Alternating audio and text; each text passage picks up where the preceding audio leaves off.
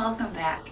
Today I want to talk to you about goal setting and the types of goals that you want to create for yourself that'll really help you find success in your athletic endeavors. And we know that goals are so important. They are a part of the foundation of what leads to success in athletics. Goals give you something to work towards, and they can keep you committed to achieving them over the course of a season. They're what you can turn to when things are challenging, knowing that these challenges are going to bring you closer to your goals and that these challenges are going to make you more successful. However, there are some considerations when making and creating goals in athletics that should be taken into account. Because while yes, goals do give you something to work towards, and they're what can guide your training to help you improve on a day-to-day basis, they can also be kind of dangerous if not used effectively.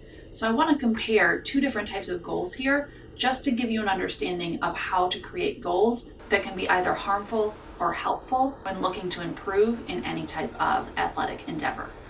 So here we have goal A and goal B. And in goal A, we have two different goals here. And these would be examples of what we refer to as fixed goals. So maybe a pitcher wants to strike out 30 people this season.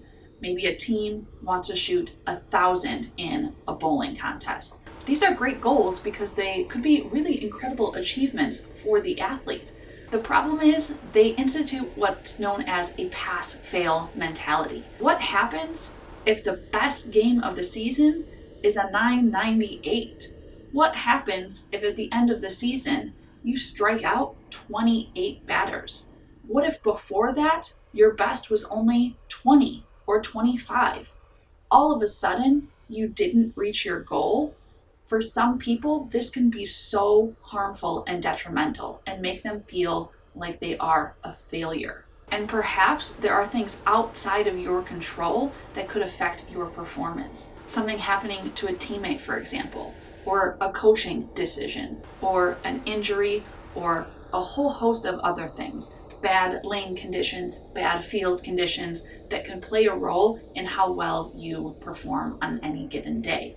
So even when you do your absolute best, if you don't meet that goal, the question is what happens next?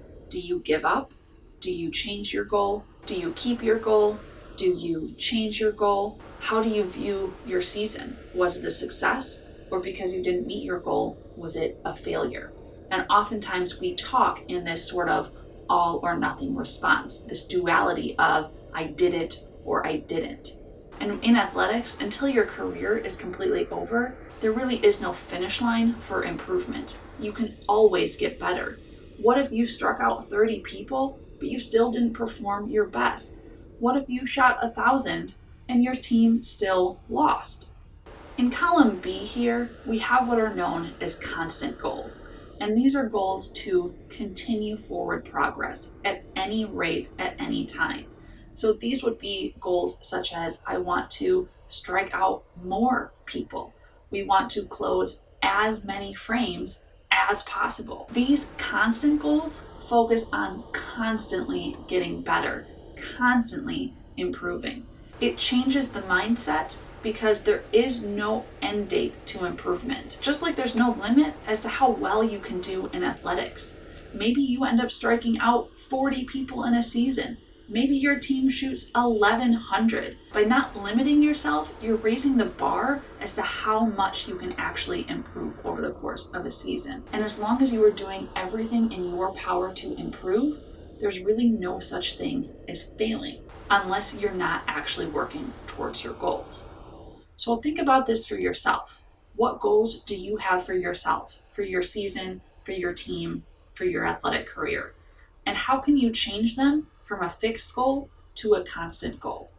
Try this for yourself, and you might see what used to be those fixed goals absolutely shattered by this constant state of improvement that you find yourself in.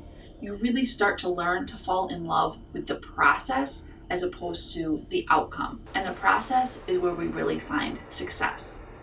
And once you have those goals, then you can create a plan of action. Goals still need steps to attain them, even if they are constant goals. But this is where the roots and the base of the tree of success come into play the attention to detail and the commitment to constant improvement and using time productively in training, and where dedication and mindset come in the 4 pillars, so that no matter what challenges you face, you stay committed to achieving your goals and work to improve day in and day out every single day of your season.